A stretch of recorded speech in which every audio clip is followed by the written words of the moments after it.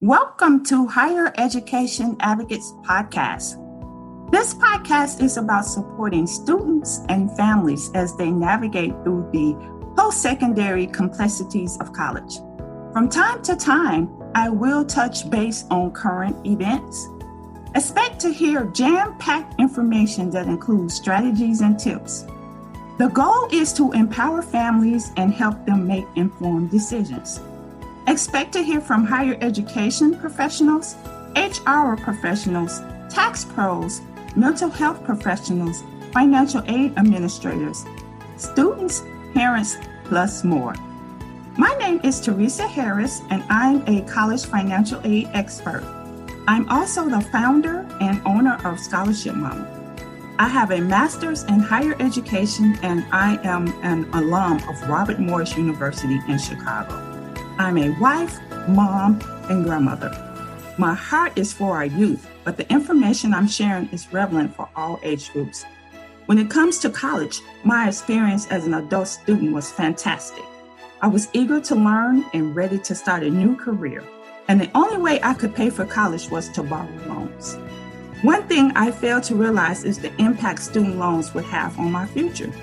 I borrowed thousands of dollars during my undergraduate career, and as time went on, the amount I owed ballooned. As of this recording, I'm still paying off student loans, and I completed college years ago. For the record, I don't have anything against student loans, but I do believe in responsible borrowing, which is something I didn't do. As for the podcast, expect to hear from me on a bi-weekly basis.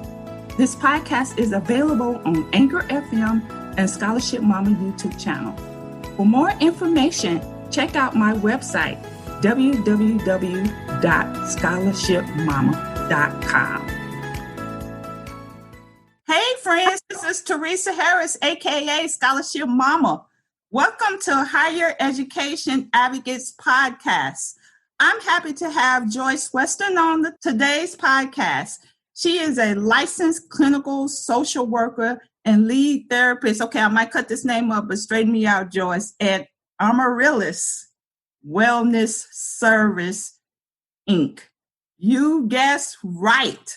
Today, we are going to be talking about mental health wellness during COVID-19 and sharing some tips on how to survive during this pandemic. I have so many questions. Welcome, Joyce. Tell us a little bit about yourself. Well, thanks for having me, Scholarship Momma. I am, as you said, a licensed clinical social worker. I am in private practice, and so I see clients. Majority of my clients are women in their 20s and 30s. I do see some teen clients, young ladies that are 15 to 18 years old. A lot of folks are dealing with anxiety and depression. And I also work with women and couples who are dealing with infertility. Oh, awesome. Okay. All right. Well, let's get started. I have so many questions about COVID-19 and how it has impacted our mental health. So here's my first question. In your opinion, what is the potential impact of COVID-19 on our mental health? Well, I think it definitely has the potential, and for many of us has already impacted our mental health. It's unprecedented. This is unlike anything that any of us have ever experienced in our lifetime, and I'm sure we're all hoping that we never experience anything like this again.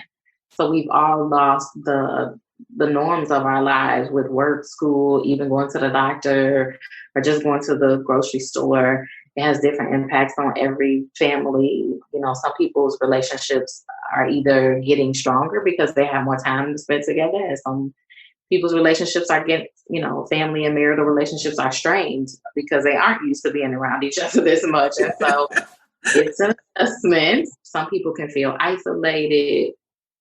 Especially folks that were already dealing with depression or anxiety, this can exacerbate that, right? Because if I was already feeling depressed and having a hard time, now if I don't have to get up and leave the house, that can make me go into even a deeper depression. And if I was already dealing with anxiety, everything that's happening out in the world, just having to wear a mask and all of these changes can be anxiety provoking for anybody. So if I was already dealing with anxiety, this can make it worse.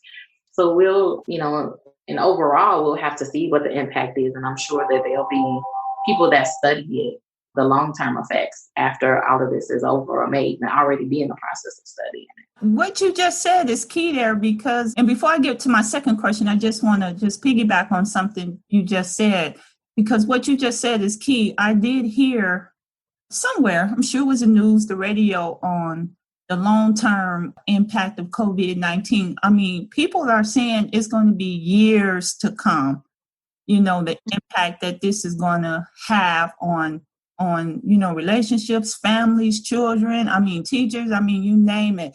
So it sounds like we really don't have all the answers yet. Would you agree with that, or what would you say?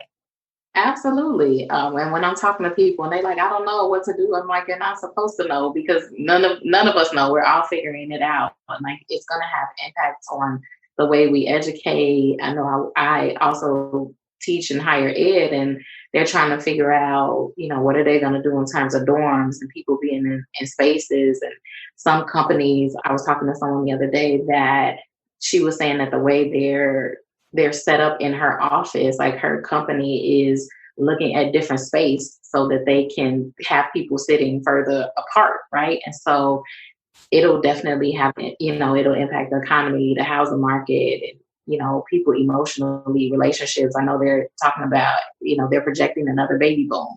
And so, yeah, the impact will be for years to come, for sure. All right. Well, with that being said, let me go on to my second question. So I was thinking, how will teens be impacted? What do you think the effects of teens it will have on teens?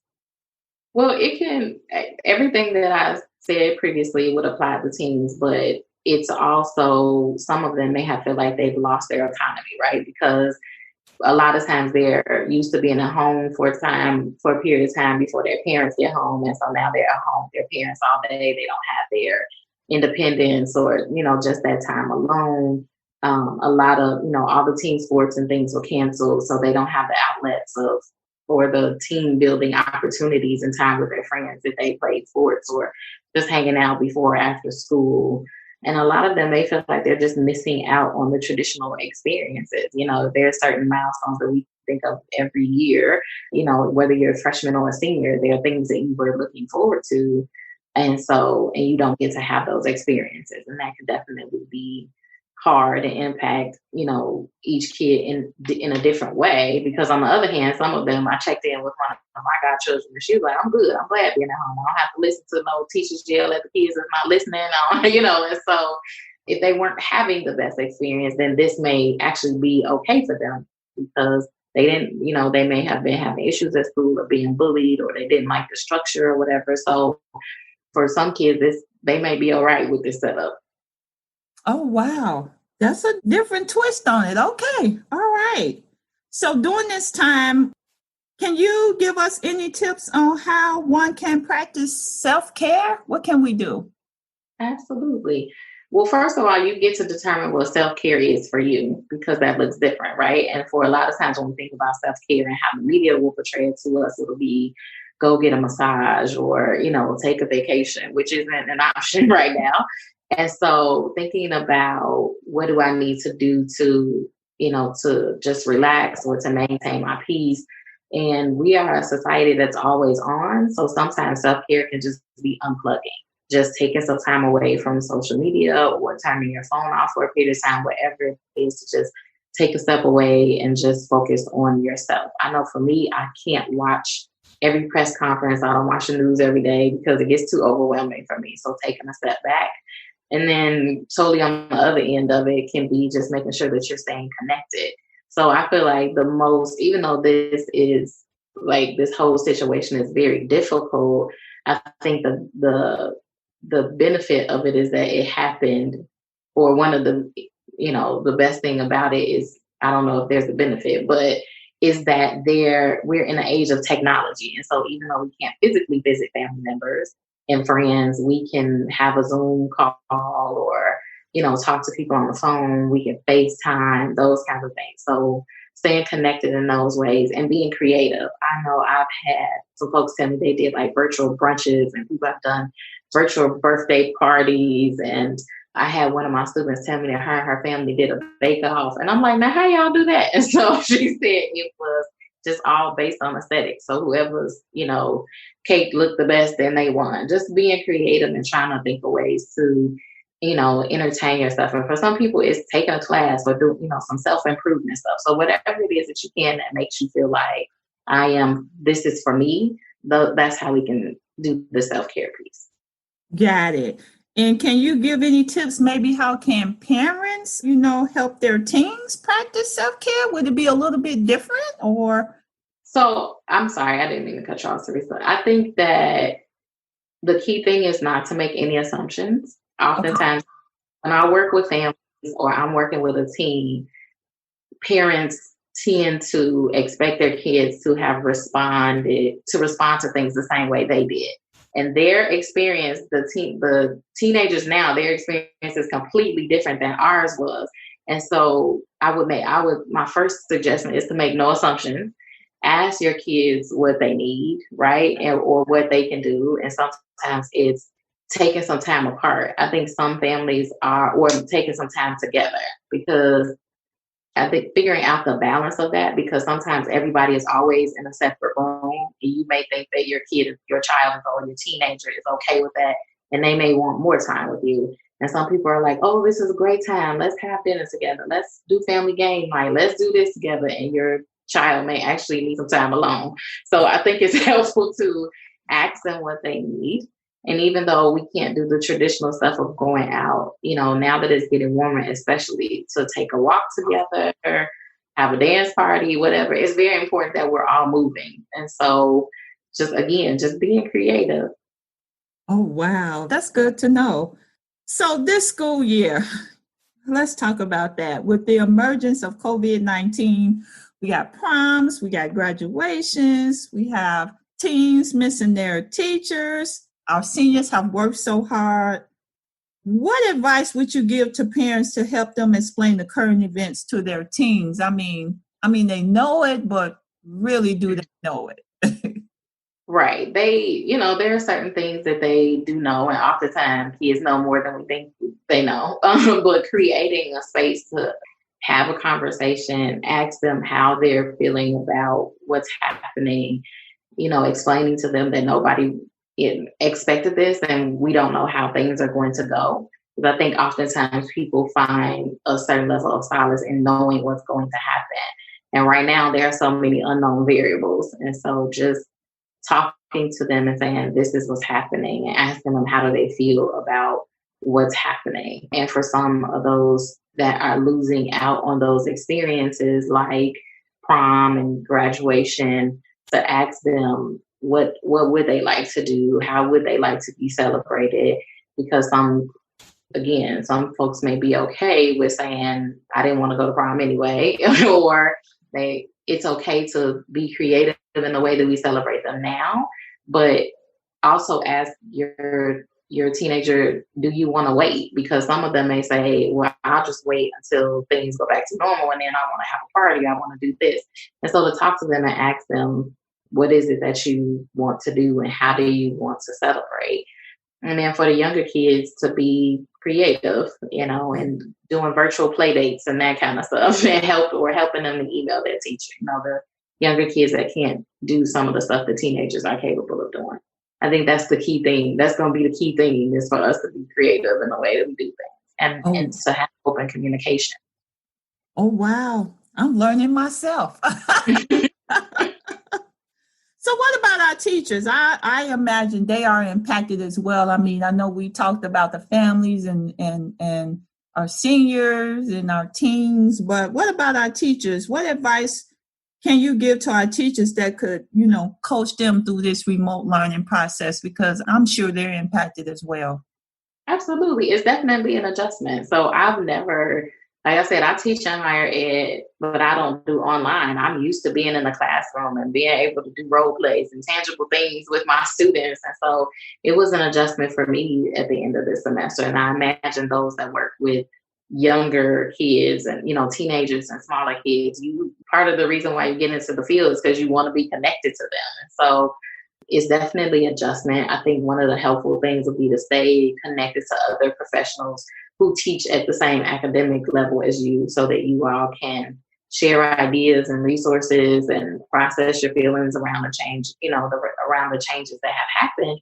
And again, that's another unknown variable. We don't even know is we're going back into the classroom in the fall, and really having to prepare yourself for that mentally. And then just even the curriculum planning and stuff. What is that going to look like?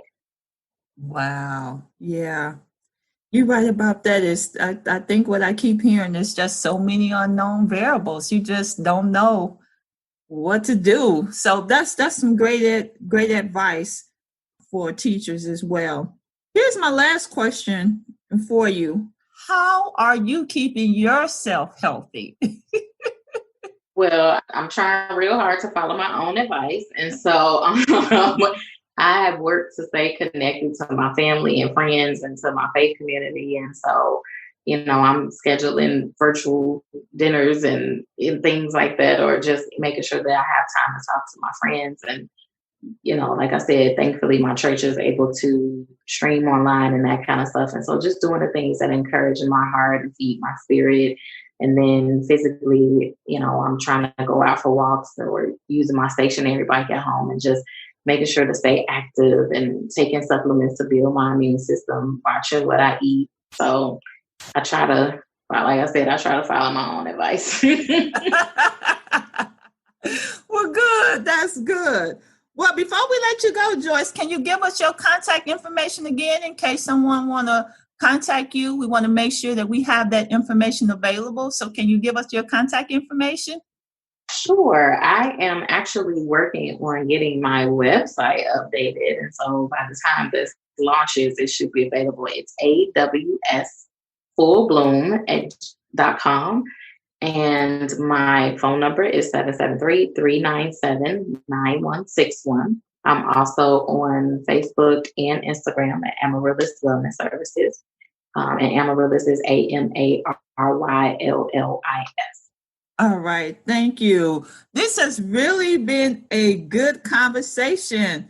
Thank you, everyone. And I will see you next time. Thanks again, Joyce. Thanks, Teresa.